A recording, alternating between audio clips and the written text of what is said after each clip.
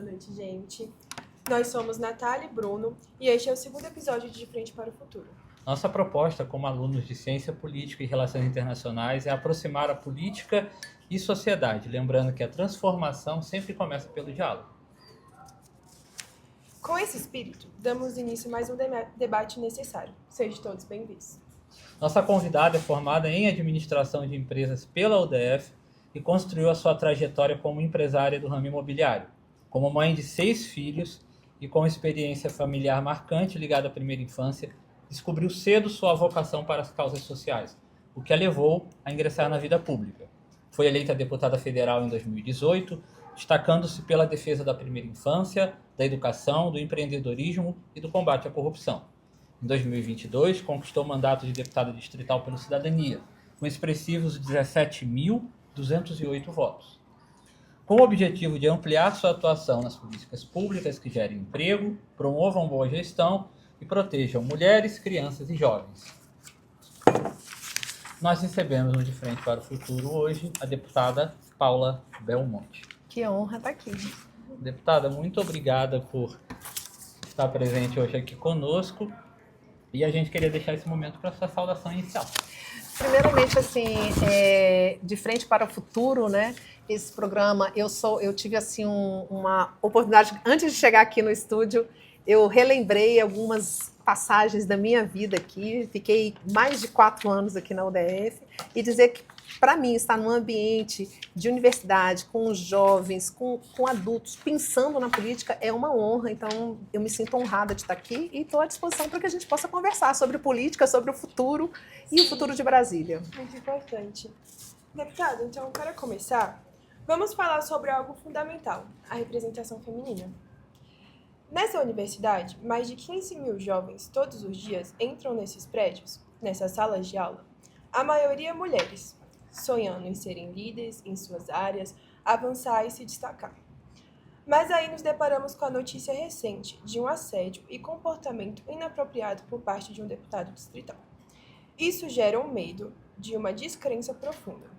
Diante disso, como a senhora, na sua posição de procuradora especial da mulher da CLDF, converte a raiva e a indignação que esse caso trazem nas ações reais? Bom, primeiramente, assim, dizer que nós, a população brasileira, nós somos, assim, quase 54% das mulheres, né? E aqui a gente não tem, Paula Moreno Paro Belmonte, sou uma mulher de 52 anos, como vocês disseram, sou mãe de 6 filhos. Eu não tenho, assim, nenhuma pretensão e vamos dizer assim, um apelo para que a gente fique contra os homens ou os homens contra as mulheres. A gente precisa fazer com que a nossa sociedade tenha mais oportunidade de oportunidade para nós mulheres. E uma das coisas que, antes de eu falar sobre esse caso especificamente, eu quero falar o seguinte: não adianta nós falarmos de lideranças femininas quanto a gente não olhar para as nossas crianças e adolescentes. Muitas meninas, elas deixam de estudar, deixam de estudar porque tem gravidez precoce, ela começa a trabalhar. Então a gente precisa falar para essas nossas meninas que elas podem sonhar. Elas podem sonhar em ser matemáticas, elas podem sonhar em ser engenheiras, elas podem sonhar o que elas quiserem ser. Mas elas precisam sonhar e se projetar para o futuro, porque muitas das vezes não é papo de careta. A gente antecipar algumas fases na vida, e eu falo isso quando eu falei que eu não fiz a universidade com 4 anos, por quê? Porque eu engravidei cedo. Então, uma gravidez cedo para uma menina, ela prejudica muito esse sonhar e realizar. É possível realizar? É possível realizar, mas com certeza é uma caminhada que a gente come etapas. Em relação a essa situação, hoje eu sou procuradora especial da mulher, e nós temos na Câmara Distrital 24 parlamentares, sendo que só 4 mulheres, quer dizer, mostra que nós somos a grande maioria na sociedade, mas ainda temos uma representatividade muito pequena. Mulher não vota em mulher muitas das vezes, e a gente precisa mudar isso, mas nós não podemos votar em mulher só por ser mulher. Nós temos que preparar as nossas mulheres para serem combativas, para chegarem onde querem. E essa situação do deputado Daniel, do deputado que você se refere, que eu prefiro nem colocar o nome dele aqui, é uma situação muito constrangedora para a Câmara. Por quê? Porque eu, como mulher e como procuradora especial da mulher, eu não posso admitir nenhum tipo de violência em relação a nós mulheres. Nós não podemos pegar uma autoridade e usar a autoridade para poder fazer qualquer coisa com qualquer mulher que seja. Então, independente da forma com que ele agiu, a vida particular dele é particular, mas repercute isso na nossa sociedade. Repercute como que a sociedade está vendo o lugar da mulher. Então, nós, vamos dizer assim, eu estou até respondendo uma situação por conta disso, porque eu não admiti que fosse arquivado um processo que tinha que ser investigado.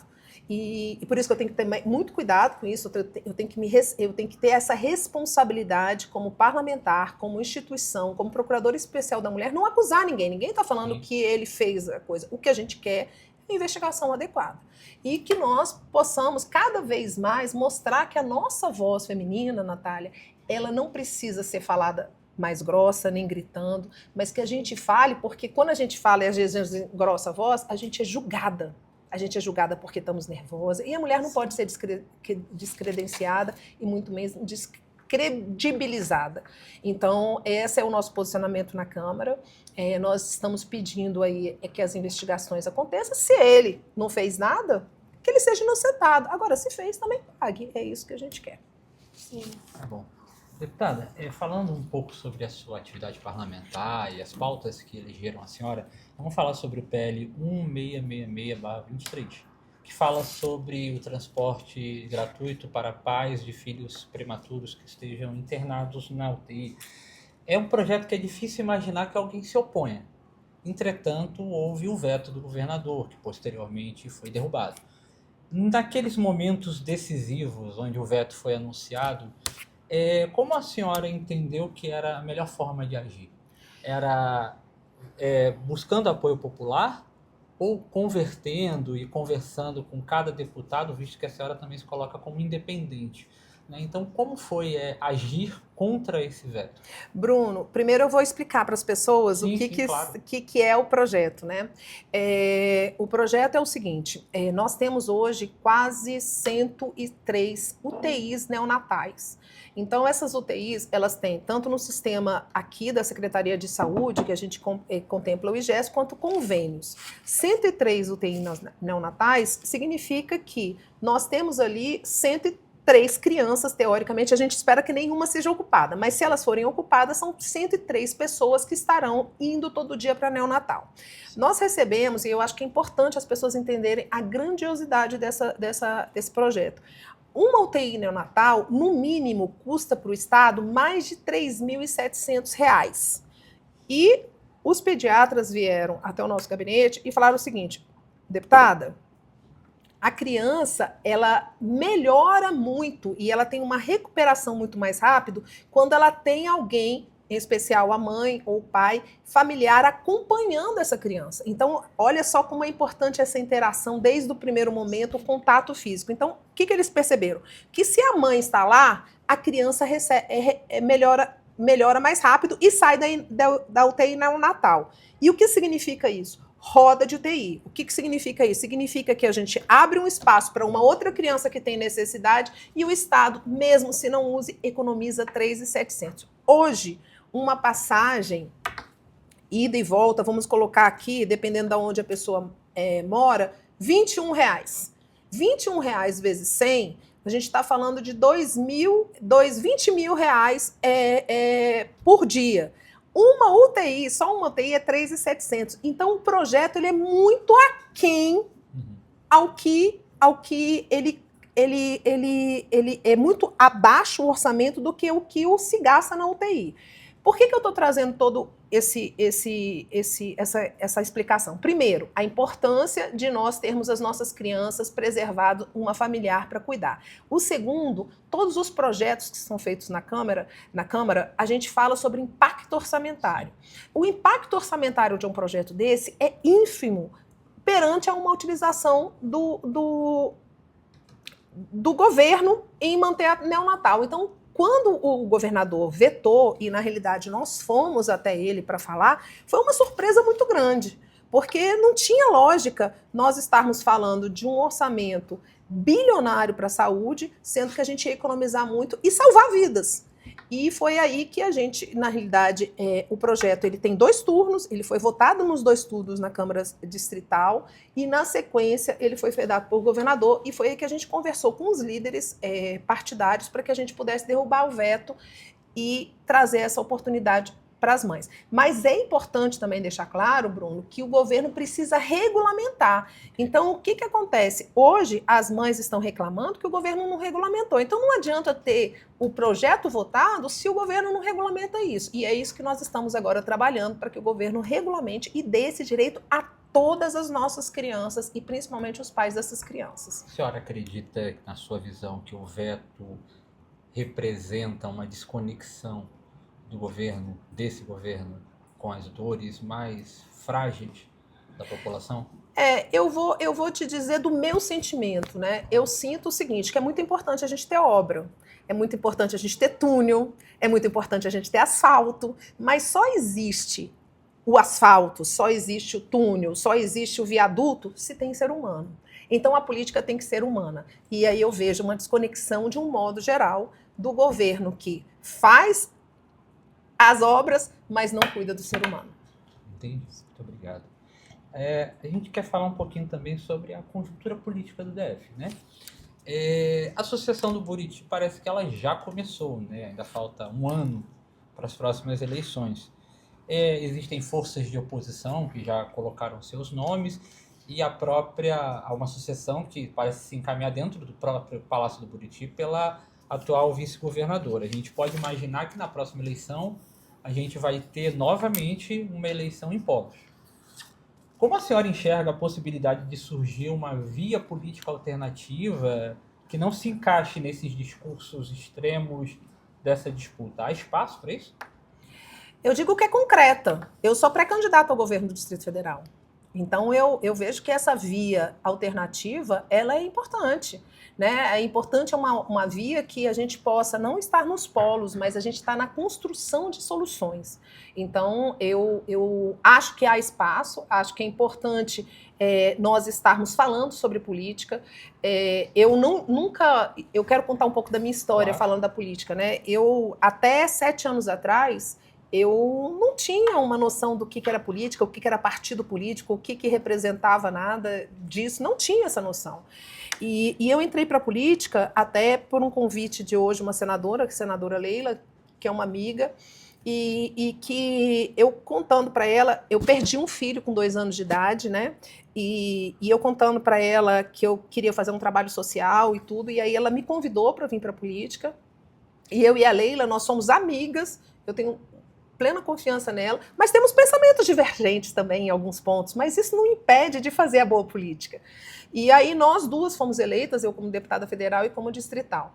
E por que eu estou dizendo isso? Porque é importante nós entendermos que o processo político ele é fundamental.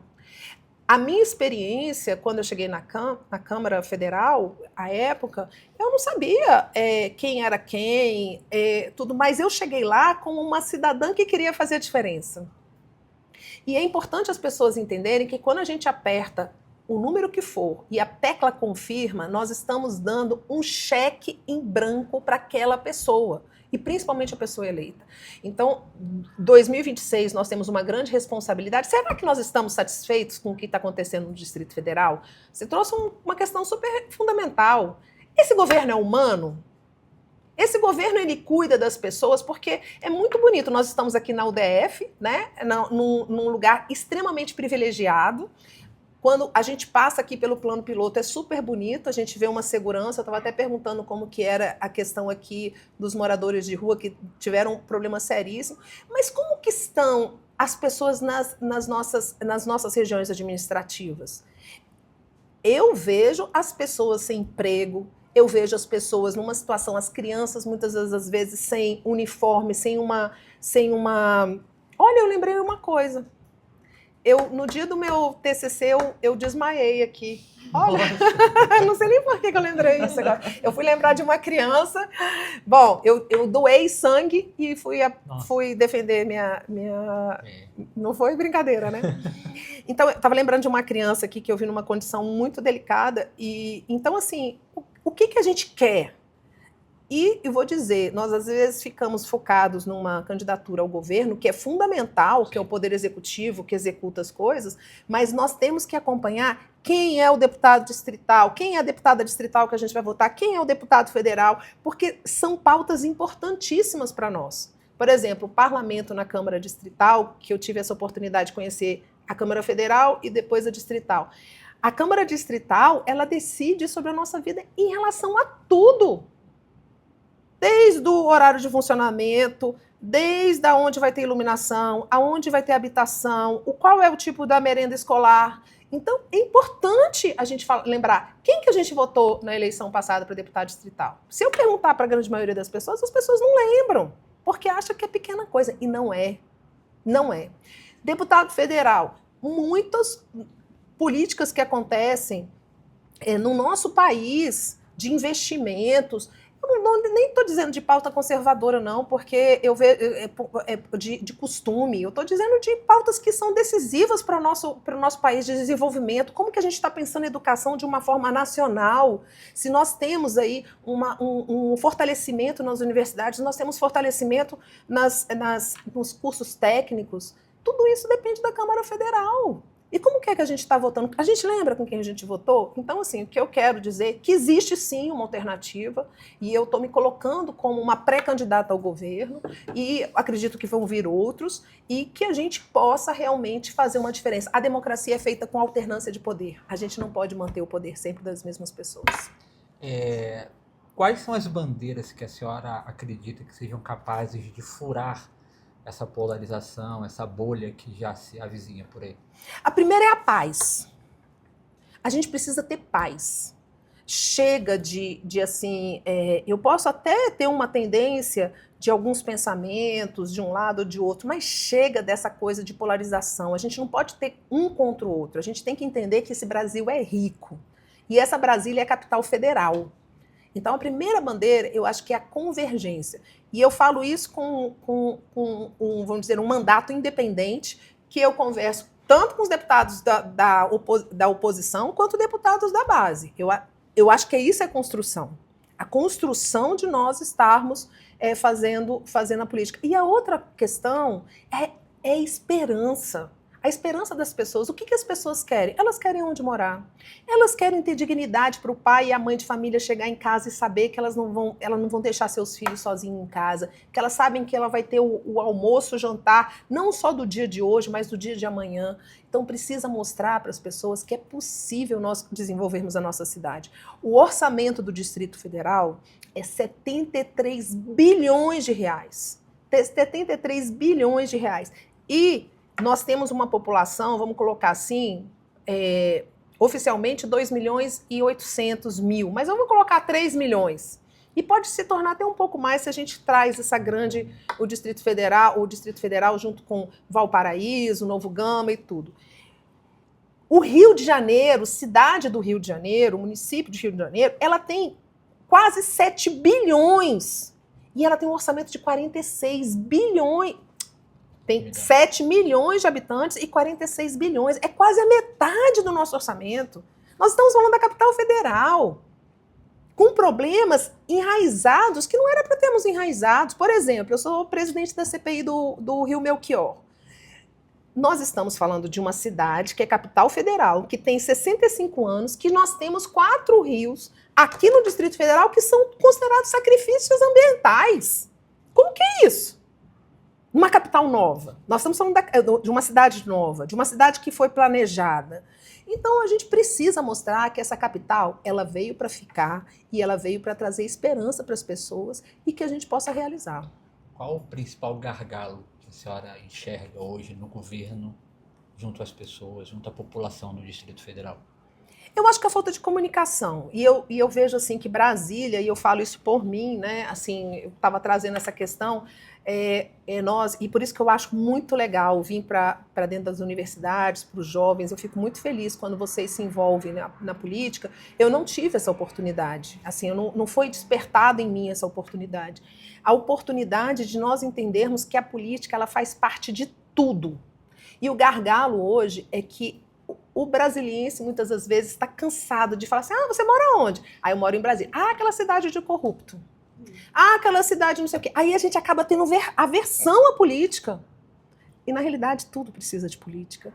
Então, acho que o maior gargalo é a comunicação entre as pessoas e saber que a política ela pode ser feita de uma forma boa, de uma forma de convergências, e que a gente traduz não só as políticas públicas utilizando o orçamento, que é de todos nós, mas também olhando o ser humano como ser humano. Obrigado. Bom, segundo pesquisas feitas no Instituto Observa DF, dos nossos colegas de Paul da UNB, o tema que mais preocupa a população no DF é a saúde, que não podemos deixar de falar sobre. As UPAs por toda a cidade se tornaram símbolos de um modelo que não entregou o que prometeu. Enquanto pessoas enfrentam filas intermináveis e falta de cuidado, vemos uma organização social, o IGES, com volumes colossais e bilionários, 3 bilhões nos últimos 2 anos, de recursos que são de todos nós. O problema, na sua visão, está no modelo em si ou a forma como o GDF supervisiona esses contratos? Eu acho que está nos dois. Eu fui presidente da Comissão de Fiscalização e Transparência por 2 anos, então a gente recebia o presidente do IGES, né, o modelo que foi transformado, o objetivo do modelo era que a gente pudesse fazer compra mais rápida e pudesse fazer as negociações mais rápidas, e hoje o IGES, ele está, vamos dizer assim, não só cuidando do primeiro hospital, que foi o hospital de base, mas hoje está cuidando do hospital Santa Maria e está cuidando também das UPAs. O modelo de gestão, ele é um modelo que hoje ele não traz transparência, apesar de quando nós fomos presidente, eles mudaram alguns painéis de gestão, mas nós temos uma situação muito grande que ainda existem cargos de livre provimento. O que significa isso? Cargos que são indicações políticas. E essa interferência política, ela atrapalha muito o processo. Eu posso dar um exemplo de outros institutos que têm uma figura jurídica parecida com a do IGES e que funcionam muito bem. Por quê? Porque a gestão ela é diferenciada, ela tem transparência. O SARA ele tem um orçamento próprio e ele também tem uma gestão própria. O Hospital da Criança, ele também tem uma gestão própria e um orçamento próprio. Então, são modelos que não têm interferência política. No caso do IGES, nós temos ainda uma indicação política. Indicação política e que hoje, infelizmente, vamos dizer assim, eles estão abandonando o hospital de base. Quando eu era mais jovem, que nem você, Natália, que nem você, Bruno, minha mãe falava assim, se você sofrer algum acidente, você vai para o hospital de base. O melhor lugar que tem. E continua sendo um bom lugar. Mas hoje nós temos aí uma troca de os profissionais, os melhores médicos, os melhores enfermeiros estavam lá dentro. O IGES está devolvendo esses profissionais, tanto em Santa Maria quanto coisa. Por quê? Porque esses profissionais, eles custam. E eles custam porque eles são eficientes. E o IGES está... Não que eu esteja contra os recém-formados, mas é um hospital que tem uma referência na política. Então, o salário do médico, o salário do enfermeiro, ele não pode ser, vamos dizer assim, não é majorado. Qual que é o antônimo de majorado? Mitigado para que o instituto funcione. Então, o que está acontecendo hoje é uma desvalorização da classe médica, uma desvalorização da classe de toda a saúde, da saúde em geral, e uma falta de transparência. Tenho certeza que o modelo IGES, quanto não tiver transparência e quanto tiver intervenção política, ele não vai funcionar no Distrito Federal. Só uma perguntinha. Num eventual governo Paula Belmonte, sistemas como o IGES vão se ampliar ou vão ser revistos? Não, vão ser revistos, com certeza absoluta, inclusive essa forma de gestão. Como eu disse, existem sistemas que hoje funcionam. Dei 2 exemplos aqui no Distrito Federal, SARA e Hospital da Criança. O que a gente precisa é rever esse sistema e como ele está sendo gerido. Por exemplo, eu vou trazer um exemplo mais específico. Primeiro contrato, da derradeira vez que eu tive acesso a toda essa documentação, nós estávamos na 58º aditivo. Então, você vê aí que o contrato ele já foi totalmente... Então, Frankenstein o contrato. Primeiro, a gente tem que fazer uma transparência desse contrato, fazer renovar o contrato, se houver essa possibilidade. A segunda coisa, as metas. Então, eu vou explicar aqui com vocês. O GDF fez o contrato. Os hospitais que eles hoje administram, eles são de média e alta complexidade. O UPA também é de média complexidade, se for preciso, para alta. Como não existe vamos dizer assim, uma informação adequada para a população, eles batem a meta de baixa complexidade e não conseguem bater a meta de alta complexidade. Por exemplo, então as cirurgias não acontecem, mas aí eles estão com o hospital superlotado, por quê? Porque as pessoas entram e eles não fazem nenhum problema, e aí eles ficam batendo meta. E o governo continua pagando, sem glosar. Então, esses contratos, eles têm que ser totalmente revistos. Então, num eventual governo Paula Belmonte, com certeza será revisto e será com transparência. Agora, vejo que o modelo não pode ser ampliado. Por que não pode ser ampliado? Quando eu entrei na política, eu tinha uma noção, e isso a gente vai acontecendo com o tempo, a gente vai vendo, eu tinha um pensamento que o Estado tinha que ser reduzido a qualquer custo. Né? Então, o Estado tinha que ser reduzido a qualquer custo. Hoje, com esses 7 anos que eu estou acompanhando, e principalmente esses anos que eu estou na Câmara Legislativa, nós temos áreas que são necessárias. Por exemplo, a gente ter uma saúde com qualidade, manter o profissional lá, ele é fundamental, porque a saúde não é só feita de um atendimento imediato, ela é feita de vínculos. Então é fundamental que a gente tenha pessoas ali para que possa levar as coisas. Educação, a mesma coisa. A gente precisa dar uma prioridade e áreas que são importantes. Por exemplo, eu tenho uma pauta muito forte de combate à corrupção. Como é que a gente vai ter pessoas que fazem a gestão do nosso orçamento se elas não têm ali um vínculo com aquele local? Como que elas vão estar trabalhando de uma forma adequada ou mesmo preocupadas com a sua responsabilidade como servidor, mas também como pessoa física, se elas não têm um vínculo? Então, é importante as pessoas entenderem isso. E eu falo isso de um lugar de uma pessoa que defendeu muito um Estado reduzido, mas hoje eu vejo que é fundamental esse Estado necessário para que se mantenha a política pública. Obrigado. Então vamos para um tema urgente entre os mais urgentes. Deputada, os noticiários locais quase que diariamente trazem casos de feminicídio. Só em 2024, segundo o Anuário de Segurança Pública, foram 21, um crescimento de 11% em um ano. Diante dessa epidemia, qual é a medida prática mais urgente que a Câmara e o GDF devem tomar para começar a reverter esse quadro? Olha, isso é muito triste de falar, sabe, Natália? Nós tivemos agora, eu como Procuradora Especial da Mulher, nós fizemos um movimento em Agosto Lilás, e que nós tivemos uma campanha com jovens, nós fizemos um trabalho com jovens da Secretaria de Educação. Eu sou fruto de escola pública, eu estudei a vida toda em escola pública. E a gente fez esse estudo com os jovens da rede pública, do ensino médio, para falar deles para elas. O que acontece? O crime de feminicídio, ele ocorre dentro de casa.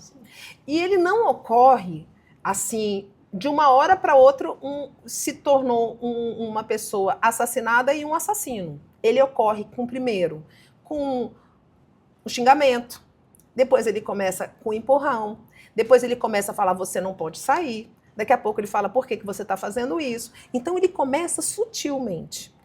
E a gente tem que entender, e foi esse trabalho que a gente fez lá na Câmara, agora a gente está fazendo na Procuradoria Especial da Mulher, elevando o quê?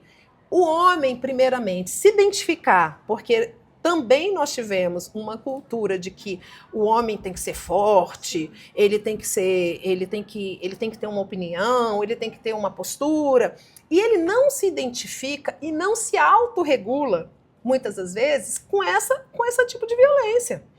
Com ele mesmo. Então, o que a gente fez? A gente mostrou para esse jovem que a gente às vezes sente raiva, sujeito a sentir raiva, mas a gente tem que perceber que a raiva da gente não pode extrapolar a individualidade do outro. que quando o jovem percebe isso, o homem que eu estou dizendo, o homem percebe isso e ele consegue se autocontrolar, ele também não se coloca em situação que não seja vulnerável. Por que eu estou trazendo isso? Porque a gente só vai combater o feminicídio real se a gente começa a educar os nossos meninos e as nossas meninas, para que eles possam entender que uma violência não é normal. Um xingamento não é coisa bonitinha. Que, às vezes, esse descontrole de que eu tenho que mostrar que é forte, isso pode prejudicar. Porque acontece de, infelizmente, uma mulher morrer e o homem, muitas das vezes, se matar ou ele mesmo ir para a cadeia. E aí, o que acontece? A repercussão disso são as famílias que estão sofrendo, ele mesmo vai sofrer, a criança vai sofrer. Então, a gente entende que o combate ao feminicídio, ele precisa... A aplicabilidade da lei, nós temos leis hoje que são referências mundiais, a Lei Maria da Penha é uma referência mundial, mas o que a gente precisa é trabalhar com a nossa criança, o nosso jovem, dizendo da repercussão de um xingamento, de um empurrãozinho, de um ciúmes além do que é normal, por conta das consequências dele. Então, é dessa forma que a gente acredita e é dessa forma que nós estamos trabalhando na Câmara, na Procuradoria Especial da Mulher. Deputada, a gente passa ali na Escola Classe da Asa Sul, na W3, e tem uma frase do Anísio Teixeira que diz que a educação é literalmente democracia. A gente vê que jovens todos os dias das maiores cidades do DF, como Samambaia, Ceilândia ou até mesmo Gama, enfrentam horas de locomoção para chegar na única universidade distrital, 100% distrital, que é a UniDF, que fica no Lago Norte. Nesse mesmo caminho, muitos deles passam por um centro faraônico, subutilizado e totalmente vazio, que é o centro administrativo do GDF. Isso não é nenhuma ironia, embora pareça. É uma escolha política, que já perpassou pelo menos 3 governadores. Ao criar e manter uma universidade pública numa das regiões mais inacessíveis e ricas da cidade, o governo não está falhando brutalmente em usar a educação como ferramenta de mobilidade social? Com certeza, eu já estive lá na universidade algumas vezes, a gente já esteve conversando com os alunos de lá. Eles têm uma situação, além da mobilidade e da falta de contramão total. O aluno sai da Ceilândia para lá, nós temos uma questão que eu vejo que é ainda, vamos dizer, mais chocante. É você montar uma universidade e não equipar essa universidade. Tem curso de cinema lá, mas não tem câmera fotográfica. Como que você vai oferecer um curso de cinema se não tem nenhum básico? Por exemplo, os estudantes estudam lá, longe, como você disse, Lago Norte, até a questão do transporte não é uma mobilidade, toda a Asa Norte, né, o lado norte da cidade, ele tem uma mobilidade muito mais difícil, nós não temos metrô, não temos nada disso. Não tem cantina. Então, aqui, eu até estava conversando aqui, quando eu cheguei, eu falei, aqui, quando eu subi aqui, a parada tinha aquele corredor, tinha uma pizza maravilhosa, agora vocês não têm mais, mas vocês têm refeitório aqui embaixo, né?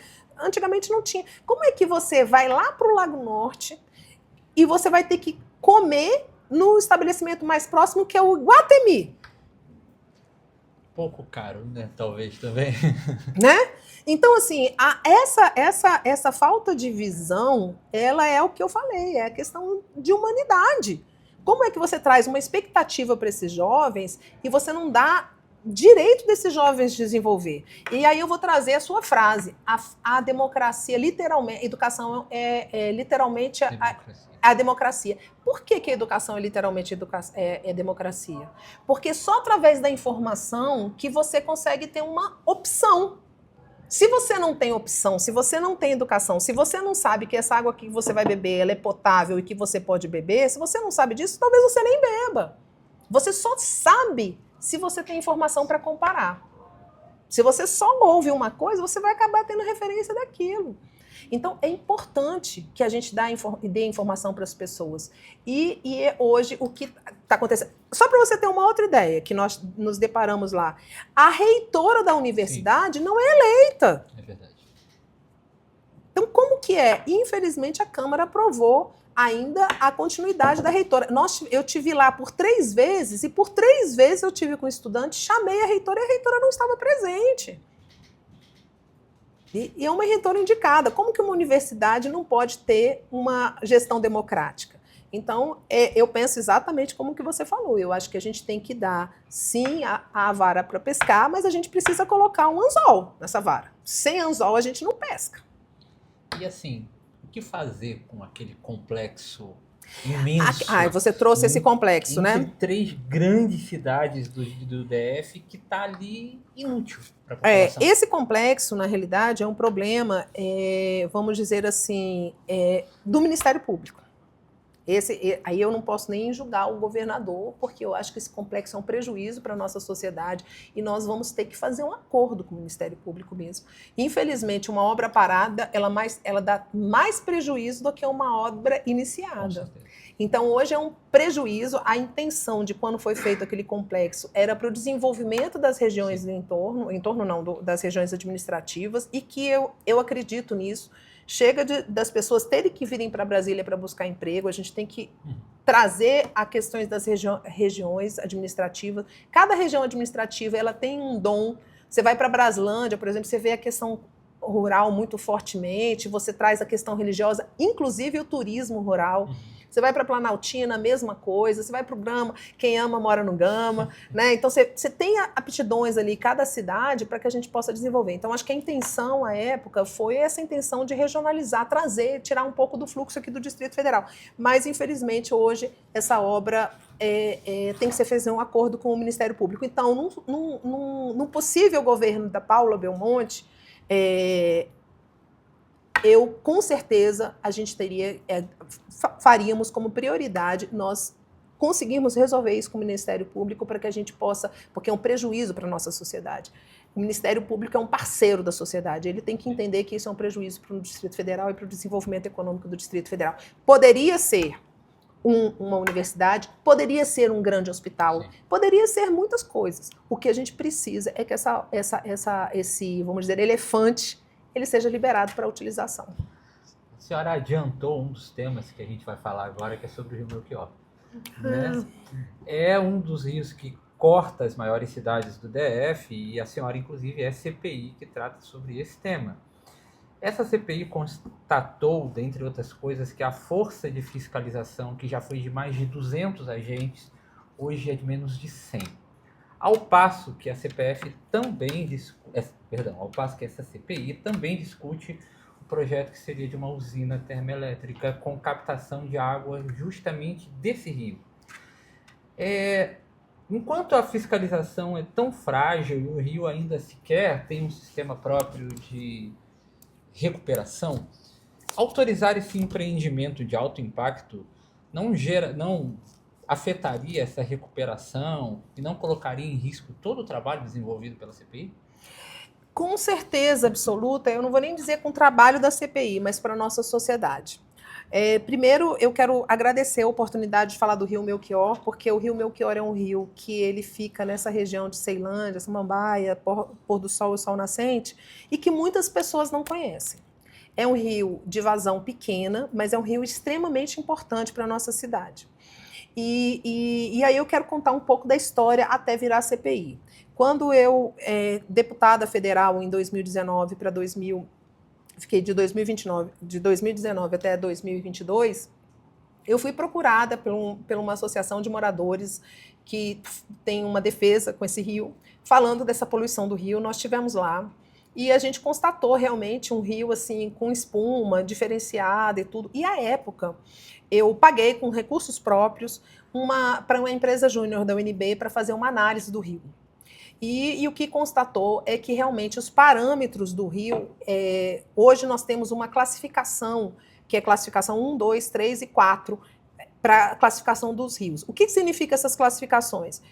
O rio número 1 é um rio altamente potável, que você pode beber a água. Classificação 2 é como se fosse aqui o Lago Paranoá, você pode tomar banho, você pode navegar, mas você pode ter o contato com a água. A classificação 3 fica nesse intermediário. A classificação 4 é como se fosse vamos supor, um cheque em branco. E a classificação desse rio infelizmente, foi decidida em 2014 para a classificação 4. O que significa isso? Que os parâmetros, eles não têm parâmetros para colocar. Qualquer coisa que você coloque no rio, fica lá. E esse rio, ele tem um nascedouro,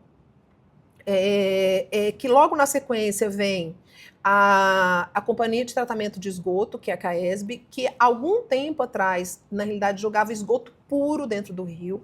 Depois, na sequência, vem o aterro sanitário, depois vem o abatedouro. E, na sequência, eles vão ter que querer colocar a termoelétrica.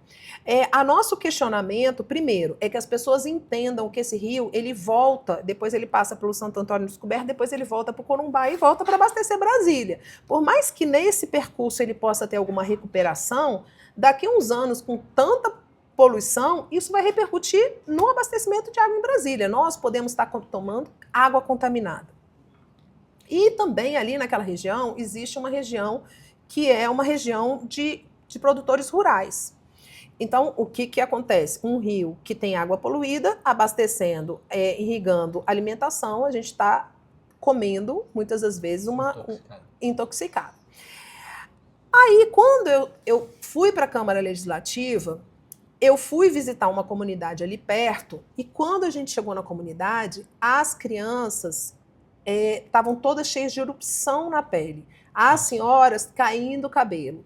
Então e eles falando, olha, eu estou bebendo água do rio e estou sendo contaminado. Aí já vem o ser humano. E aí é importante a gente trazer essa pauta ambiental, porque muitas das vezes as pessoas têm um pouco de preconceito com a pauta ambiental, dizendo o seguinte, a pauta ambiental ela não converge com a pauta econômica. E ela pode converger sim. Ela pode ter essa convergência, desenvolvimento econômico com pauta ambiental. E aí foi que a gente pediu a CPI. Hoje, nós temos uma situação que quem faz a fiscalização é o IBRAM, a SEMA, que é a Secretaria de Meio Ambiente, e a DASA. E porque as pessoas estavam muito acomodadas com a situação ali de que ninguém fazia a fiscalização adequada, aquilo foi se tornando um sacrifício ambiental. Então, a nossa intenção, e aí na sequência entrou a possibilidade da termoelétrica, que eu vou entrar daqui a pouco nela. Então, assim, por que eu estou trazendo esse assunto do Rio Melchior? Porque todos os estudantes que estejam nos vendo e tudo, é fundamental que a gente entenda que todos nós aqui, mesmo aqueles que não nasceram, que serão os seus futuros filhos, eles têm direito à água. Água é um bem precioso e que nós temos que preservar esse bem precioso. Então, nós não podemos ter na capital federal uma situação do qual não existe uma fiscalização adequada dos efluentes que são jogados no rio. A CAESB ela tem que ter um parâmetro adequado para que jogue o efluente no rio, o aterro sanitário com o chorume ter jogado no rio. Só para vocês terem uma ideia do grau de poluição, a termoelétrica, quando ela esteve lá, ela não só vai fazer a captação do rio, Bruno, mas ela vai utilizar mais 4 poços, porque ela precisa de muita água. E aí, o que acontece? Ela precisa, antes de usar a termoelétrica, o sistema dela é aberto, e é uma das coisas que eu quero, vamos dizer assim, defender muito, é o sistema fechado, porque se ela melhora a água, ela não tem que ficar captando água do rio. Ela tem que fazer um tratamento da água para se tornar a água classificação 3, para poder jogar na termoelétrica para resfriar as turbinas. E essa água, ela torna um resíduo, ela tem um resíduo. Esse resíduo é de lixo industrial. Aqui em Brasília, nós não temos aterro de lixo industrial. Então, a gente tem que exportar, vamos dizer assim, para o Goiás. Então, a termoelétrica, hoje, ela não tem, vamos dizer, nenhum impacto econômico. No primeiro momento, as pessoas falaram que ela ia gerar emprego, que ela ia gerar isso, que ela ia gerar aquilo. Ela não tem nenhum impacto econômico de grande relevância. Ela tem a projeção de, nos primeiros 2 anos da construção, empregar 200 pessoas e depois que ela tiver construído 80 pessoas. O que a gente pode estar fazendo com essas 80 pessoas? A gente pode estar desenvolvendo a área rural ali. E um outro aspecto importante que a gente tem que trazer da questão da termoelétrica, a termoelétrica vai desalocar, mais uma vez, na realidade desalocar não, destruir uma escola que tem 500 alunos. A escola da Guariroba, e que é uma escola lindíssima. Essa escola já tinha sido deslocada do aterro sanitário para esse local, quando foi feito o aterro sanitário, e agora foi construída uma escola rural, uma escola super bonita, que atende a comunidade, que é perto da comunidade.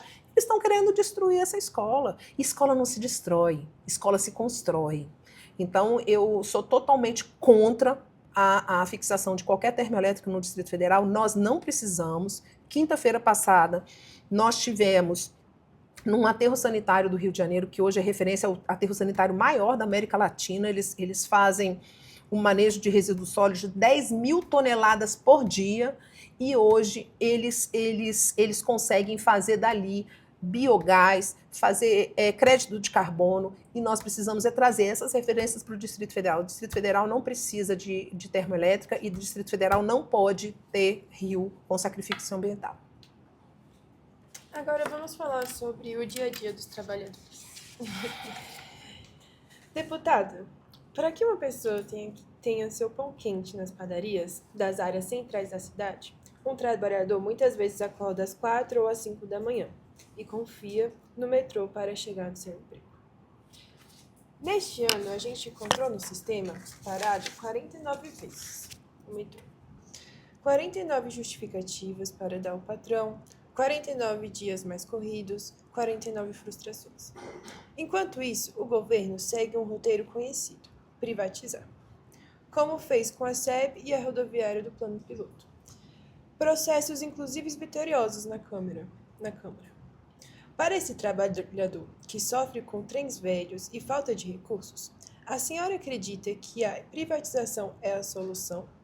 Ou defende que o Estado deve assumir de vez suas responsabilidades e investir na atualização e expansão do metrô? Bom, eu votei contra esses projetos na época que foi privatizada a SEB. Eu sou a favor da privatização, dependendo da forma com que ela é feita. Da época da SEB, eu fui extremamente contra, nós fizemos um manifesto contra. Por quê? Porque toda privatização ela tem que ter transparência. O Estado ele não pode ser capaz, por exemplo, a questão da assistência social. Hoje nós precisamos do terceiro setor. Se a gente não tem o terceiro setor, a gente não consegue chegar naquela criança, naquele jovem, naquele adulto. Então, assim, essas parcerias, elas são fundamentais.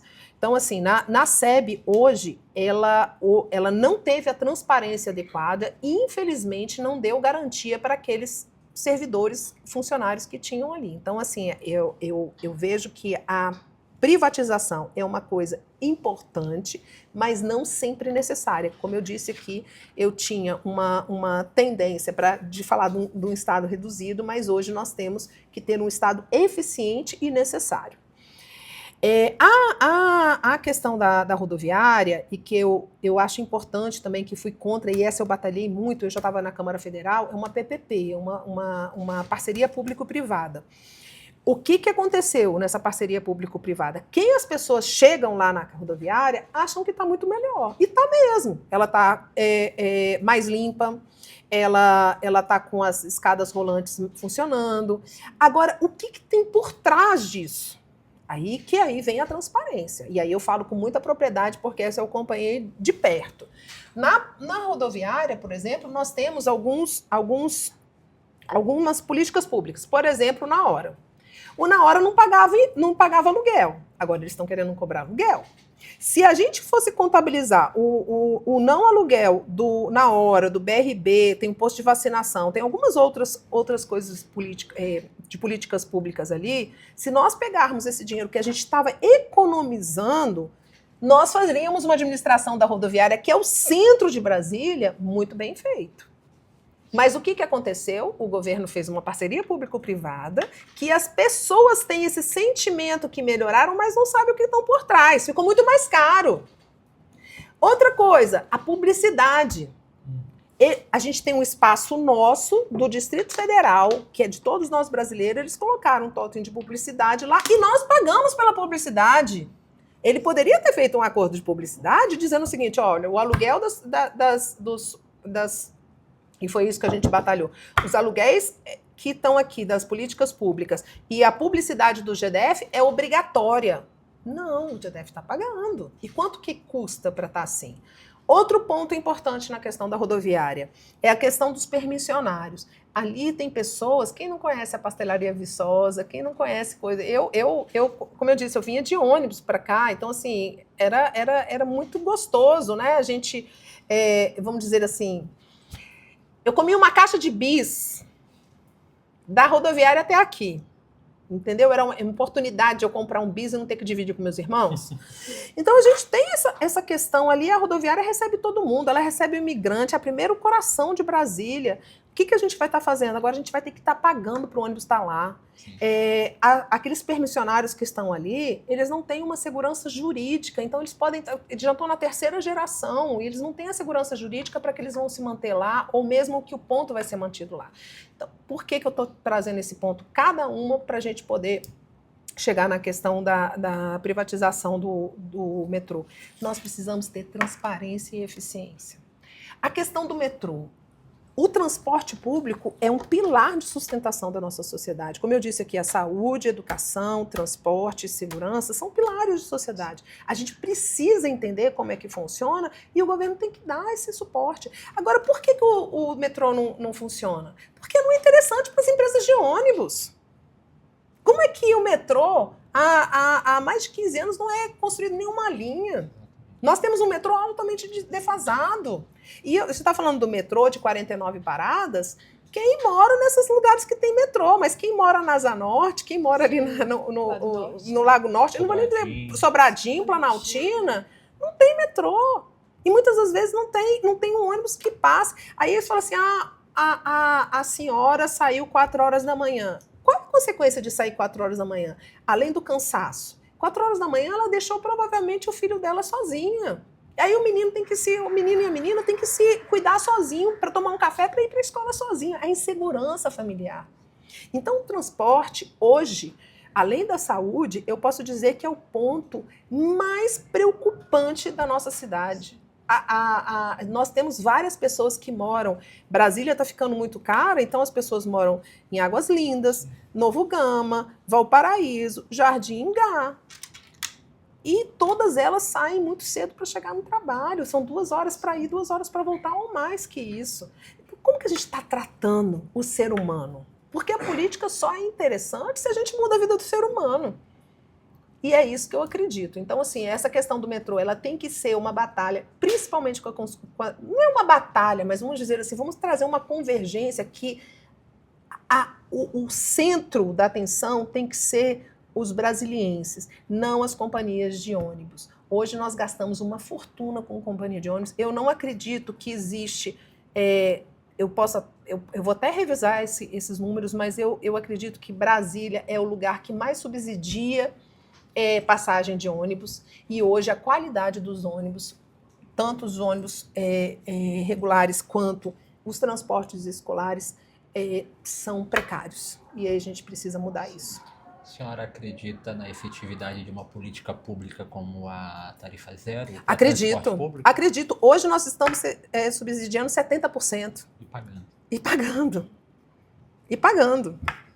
Então eu acredito que seja possível chegarmos nisso. Acredito. A senhora tem como um dos motes o combate à corrupção. É impossível dissociar tudo isso do que acontece aqui em Brasília, há pelo menos uns 20 e poucos anos. Nós tivemos 3 ex-governadores presos, 2 vice-governadores também presos e 2 senadores que perderam seus mandatos, fora os deputados distritais e federais. A senhora acredita que a corrupção aqui é um problema de algumas maçãs podres eventuais ou é um sintoma de uma conjuntura política doente?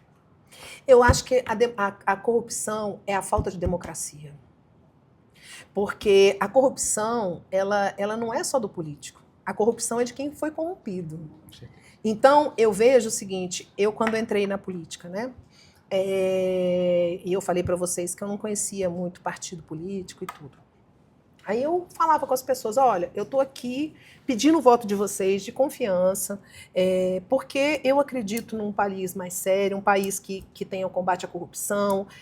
Eu acredito que a gente possa trabalhar sem troca de cargos do governo. Falam tudo isso aqui, aí as pessoas falam, nossa, eu gostei tanto da senhora, mas... Vou votar em outro. Não, mas o que a senhora vai poder me dar? Porque eu estou precisando aqui de uma telha de tijolo. De telha, sem um milheiro de telha e tudo. Né? Então, o que acontece hoje? Por isso que eu digo que as pessoas têm que saber o seguinte: o voto é secreto, mas é responsável. A gente tem uma questão de empregabilidade aqui muito séria. Muito séria. Então, a corrupção é desde quando a gente vai na padaria e recebe um troco errado. A corrupção, ela é desde a gente estar sendo o jeitinho brasileiro que a gente acha que ninguém está vendo. Porque a lei tem que funcionar para todos, não é só a lei para a política. Porque a classe política, ela é a cara do povo. Se nós acreditamos que todo mundo vai votar, quem está lá é quem votou. E por que a gente não está votando certo? Então a gente tem que começar a votar certo, por isso que eu estou chamando a atenção. Saibam quem vocês vão votar para o distrital, saibam quem vai votar para o federal, saibam quem vai votar para o Senado, saibam quem vai votar para o governo. Agora, uma coisa que eu também, nesses 7 anos que eu venho trabalhando, e eu tive essa experiência de 2 anos como presidente da Comissão de Fiscalização e Transparência, é que a gente consegue melhorar a nossa eficiência, a nossa transparência com tecnologia. Então, é importante, às vezes, a gente ficar apontando o dedo para a corrupção, porque a corrupção ela não é só feita por agente público, vamos dizer assim, a gente vai ver os contratos do Instituto de Saúde, da Secretaria, não vou aqui falar, de várias situações que a gente se depara, feito por seres humanos. Então, que a gente possa institucionalizar vamos dizer assim, a tecnologia. Colocar programa que o médico vai chegar e vai ter o mesmo prontuário aqui na UPA de Sobradinho quanto na UPA de Planaltina. Colocar programa que a Secretaria de Educação, ela tem um programa... Gente, se a gente está falando de 2021, a Secretaria de Educação, muitas planilhas são feitas de Excel. Saúde também. Saúde também. Então, a gente tem que institucionalizar hoje a tecnologia, fazendo programas que qualquer país desenvolvido tem, para que a política não seja a política das próximas eleições, mas seja a política das próximas gerações. A gente, fazendo o fortalecimento da tecnologia, a gente combate a corrupção. A Albânia, esses dias, fez uma informação, eu até achei interessante a época, foi agora, recentemente, uns 15 dias atrás. Eles nomearam a primeira ministra de inteligência artificial. Colocaram até o nome dessa inteligência artificial. Fulana de tal, vamos lá, colocar Estela, Joana, não sei o quê. A inteligência artificial. Por quê? Porque eles querem entrar na OCDE e eles estão querendo combater a corrupção. E aí a ministra de inteligência artificial, ela vai ficar responsável pelos contratos, para não ter relação humana. Porque aí tem a isenção do combate à corrupção. Então, quer dizer o seguinte, eu acredito na relação humana, mas eu acredito que a tecnologia faz com que a gente possa minimizar a corrupção. Se nós não tivéssemos esses escapes, olha só, eu falei para vocês agora, o Rio de Janeiro tem 46 milhões, tem 7 milhões de pessoas e 46 bilhões. Com problemas muito mais sérios que o Distrito Federal. Nós temos quase o dobro com a metade da população. Era para ser referência em tudo. Só uma coisa, todos esses casos que eu citei são anteriores à senhora ter uma vida pública de mandato e etc. Tem algum, como cidadã, que a senhora considera especialmente impactante e negativo para a vida da cidade? Não estava querendo trazer nome. Eu acho que qualquer corrupção, eu sempre falo o seguinte, a corrupção mata. A corrupção mata sonho. A corrupção mata realidade. A corrupção machuca. Porque uma mãe, e eu falo isso como mãe, uma mãe que chega no hospital e não consegue atender seu filho, muitas vezes por falta de corrupção, mexe profundamente. É uma violência. Um pai que sai para trabalhar e não sabe como seu filho está, porque muitas das vezes tem que trabalhar muito longe, e a corrupção mata, ela mata esse sonho. Então, assim, a corrupção mata. E eu acredito que essas pessoas, elas não consigam dormir tranquilo. E que eu peço a Deus que a justiça seja feita. né? Mas eu não quero trazer nenhum nome assim agora, não, porque eu acho que a gente tem que olhar para frente e mostrar que é possível mudar. Sim. Deputada, então, para concluir, vamos... Já foi 1 hora? E olha que eu falo, hein? Vamos fazer um bate-bola, tipo um jogo rápido, com temas, pessoas e momentos importantes na nossa vida democrática. E peço que, de forma breve, responda com 1, 2 palavras. Então, vamos começar. Bom, essa daí eu não sei, hein, todas. Já vi aí música, já vi Já, livro. tem. A gente quer conhecer a senhora para além do plenário da Câmara. Sim. Então vamos começar. Alexandre de Moraes. Olha, eu acho que todo ministro, eu sou a favor, vamos dizer assim, de nós termos respeito às instituições. Então, assim, hoje o ministro Alexandre de Moraes, ele está dentro de uma instituição que tem que ser respeitada. Mas eu não posso achar que ele não... A palavra não é justa. Eu não concordo com as penas que ele deu. Polarização. Eu acho que não cresce. Você fica polarizando, você fica batendo, e o que a gente precisa é crescer e dar desenvolvimento às pessoas. Anistia aos envolvidos do 8 de janeiro. Eu acho importante que quem depredou, quem vandalizou, ela tenha a sua responsabilidade. E essas responsabilidades elas sejam conforme a sua atuação na pena. Mas anistia para todos não. Lula. Um ladrão. Jair Bolsonaro. O Jair Bolsonaro, eu acho que ele trouxe uma situação de despertar a política para muitas pessoas. Hoje a gente não...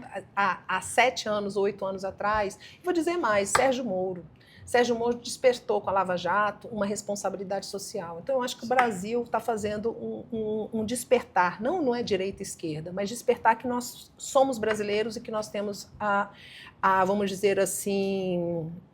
a possibilidade de mandar no Brasil, mas eu não gosto dessa radicalização. Governo Celina Ibanez. Desumano. Câmara Legislativa. Uma grande experiência e uma oportunidade de fazer a transformação nas pessoas. Isalci Lucas. Como eu disse, a gente tem que respeitar as pessoas, né? Mas eu, infelizmente, sofri uma violência política muito forte com ele. Jovens na política. Maravilhoso. Mesmo que pensem diferente. Eu acho que é muito importante. Eu fico muito feliz e emocionada de estar aqui, assim, todas as vezes, mesmo que for num ambiente totalmente diferente do que eu penso. Eu acho muito importante vocês entenderem que esse Brasil é nosso, que esse Brasil é lindo. Sim. Região do entorno. Eu tenho um carinho especial. Quando criança, meu pai comprou uma das primeiras casas lá no Valparaíso. E eu fiquei a minha infância toda assim no Valparaíso. Então eu tenho essa região aí no meu coração, nas minhas memórias de infância. Um livro. Esses dias me perguntaram isso. Eu falei até, é o Alquimista, né? Eu não sou muito fã do Paulo Coelho agora, não. Mas ele me despertou o ser espiritual em mim. Assim, saber que eu não estou aqui só de brincadeira. Então, eu sou grata a esse livro que tem essa despertar. Não é um grande livro hoje, mas para mim foi na minha época que eu li ele. Uma música. Ah, o que é, o que é. Tá vendo, Paulo? De Gonzaguinha. Adoro essa música. Uma frase ou pensamento. Que Deus nos abençoe. E para encerrar, o futuro do Distrito Federal. O futuro do Distrito Federal depende de cada um de nós. Depende da nossa consciência e eu estou disposta a auxiliar esse futuro ser próspero. Muito bom. Deputada, para encerrarmos, gostaria de ouvir as suas considerações finais para o nosso público, que é formado por estudantes, e por todos que acreditam na política como ferramenta para transformar nossa cidade e o mundo. Fique à vontade. Bom, primeiro agradecer você, Natália, Bruna, todos que me receberam aqui, dizer que eu fiquei muito feliz de voltar aqui depois de 20 anos, sou estudante. Eu vi, quando eu estava vindo aqui, eu vi o sacrifício que é estudar à noite, eu me reconheci Não é brincadeira, trabalhar o dia inteiro e vir é um esforço. E dizer aos professores, a todas as pessoas que estão aqui, que eu fui lá depois também na sala dos professores, dizer que é muito importante esse envolvimento com a política. Parabéns para vocês, façam isso com todos os parlamentares, o que eu puder ajudar, porque só através da política e a política consciente a gente vai mudar o nosso Brasil e a nossa Brasil. Eu queria agradecer à deputada, muito obrigado pela conversa tão franca e acreditar que o debate público é uma ferramenta para construir um DF melhor. O nosso encontro hoje é um exercício prático do que o cientista político Robert Dahl via como essencial para a democracia: participação ativa e informada dos cidadãos na vida pública. Que esse diálogo inspire mais pessoas. A gente queria agradecer ao DF por ceder o espaço e também à empresa Icon Iluminação por nos ajudar a fazer esse episódio possível. Encerramos o nosso segundo episódio do De Frente para o Futuro e fiquem ligados, porque daqui a 15 dias nós teremos um novo episódio. Acompanhem nossas redes sociais para não perder nada. Até a próxima. Até a próxima.